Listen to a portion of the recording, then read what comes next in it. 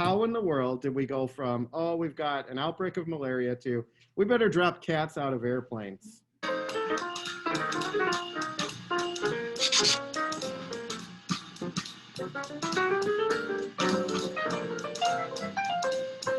In the 1950s, the Dayak people of Borneo, an island in Southeast Asia, were suffering from an outbreak of malaria, so they called the World Health Organization for help.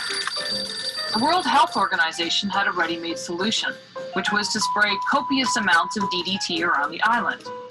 With the application of DDT, the mosquitoes that carried the malaria were knocked down, and so was the malaria. There were some interesting side effects, though. The first was that the roofs of people's houses began to collapse on their heads. Turns out the DDT not only killed off the malaria-carrying mosquitoes, but it also killed a species of parasitic wasps that had controlled a population of thatch-eating caterpillars. Thatch being what the roofs of the Dayak people's homes were made from. Without the wasps, the caterpillars multiplied and flourished and began munching their way through the villagers' roofs. That was just the beginning. The DDT affected a lot of the island's other insects, which were eaten by the resident population of small lizards called geckos. The biological half-life of DDT is around 8 years, so animals like geckos do not metabolize it very fast. It stays in their system for a long time. Over time, the geckos began to accumulate pretty high levels of DDT, and while they tolerated the DDT fairly well, the island's resident cats, which dined on the geckos, did not.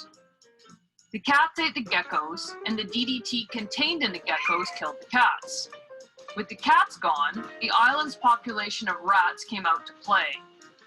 We all know what happens when rats multiply and flourish. Pretty soon the Dayak people were back on the phone to the World Health Organization, only this time it wasn't malaria that was the problem. It was the plague and the destruction of their grain stores, both of which were caused by the overpopulation of rats. This time though, the World Health Organization didn't have a ready-made solution and had to invent one. What did they do? They decided to parachute live cats into Borneo. Operation Cat Drop occurred courtesy of the Royal Air Force and eventually stabilized the situation. One of the first things I'd like to point out is that this is not a case of invasive species. In the past, I've given an FRQ where people are supposed to give an example of how humans introduced a species and it went wrong. Well, that would be the cane toads. That's one where we did that. This is still a human problem though, a human-caused problem. A human impact on biodiversity, but this time it was caused by a chemical, a pesticide that we released, not an invasive species. And the pesticide in question here that started the chain reaction of ecological problems was something called DDT. So you're going to need to know eventually what a POP is, persistent organic pollutant. They are man-made organic molecules, carbon-based. And most of them are things like pesticides, herbicides, and so on. This was what was normal. They literally would drive up and down a beach and spray you with DDT, a chemical that we now know is carcinogenic, cancer-causing. They would drive around neighborhoods and spray this into the trees. So the person who kind of broke open the case that DDT is bad for you is a really important person in this course. And her name is Rachel Carson. Rachel Carson wrote a very famous book now called Silent Spring. And it focused on other things besides DDT, but its main objective was to expose the environmental problems and the risk of man-made pesticides. We think of her as kind of the grandmother of environmentalism. She's one of the main reasons we are sitting here in this class today. Okay, now there's something bigger going on in that Borneo example. Humans screwed everything up, and it is that chain reaction that occurs. So you notice that they explained how the lizards were able to build up larger amounts of DDT in their body, and it didn't kill them right away. Okay, and that's because POPs can be stored in fat cells. fatty tissues. A lot of fish are very notably able to build up toxins over their lifetime.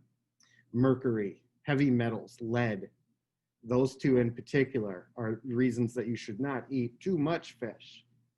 Eating some fish is considered usually good for you in most diets. But if you eat it too often, you're going to have high levels of mercury and lead. And in this case, DDT as well. They highly recommend that if you are pregnant or if you are a young child, that you do not eat very much of those types of organisms, because it's even worse for you and can affect young children and unborn babies. We'll learn more about that next semester, actually. Here's the big term I want you to know. What's happening in this picture, right, as that organism builds up that toxin over time, is called bioaccumulation. These animals, like the lizard that was eating the mosquitoes or the wasps, were just ingesting small amounts of DDT at a time. And so over a year, they were able to build up quite a bit of it. That's all you need for bioaccumulation. You need time. And when you're talking about a single organism, the longer that organism lives, the more toxic it becomes. Now, what happened in Borneo is a second problem called biomagnification. And you definitely need to know the difference between the two. And it's easy. Bioaccumulation occurs in one organism. Biomagnification is a food chain. Each level that you move up the food chain, the effects of the toxin get magnified.